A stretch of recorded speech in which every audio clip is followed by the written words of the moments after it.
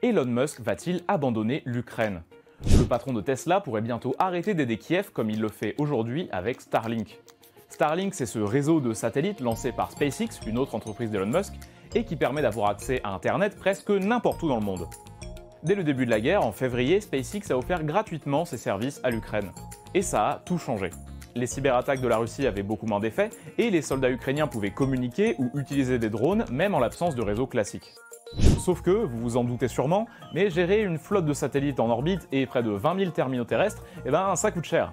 La facture de SpaceX pourrait monter à près de 400 millions de dollars sur les 12 prochains mois, d'après des documents consultés par CNN. Selon la chaîne américaine, SpaceX a prévenu le Pentagone que l'entreprise pourrait bientôt ne plus être aussi généreuse, à moins que le gouvernement ne mette la main au portefeuille. Pour plusieurs dizaines de millions de dollars quand même. Sachant qu'une grande partie du système est déjà partiellement financée par les États-Unis, le Royaume-Uni et la Pologne par exemple. Ce n'est pas le seul problème entre Elon Musk et Kiev. Des responsables militaires ont signalé des coupures fréquentes de Starlink depuis le début de la contre-offensive ukrainienne, et Elon Musk a fait plusieurs déclarations très proches des arguments de Moscou récemment. Un ambassadeur ukrainien avait même répondu à Elon Musk, je cite, d'aller se faire foutre, après une prise de position jugée favorable à Moscou, et en menaçant de retirer Starlink, Elon Musk explique qu'il ne fait que suivre cette recommandation.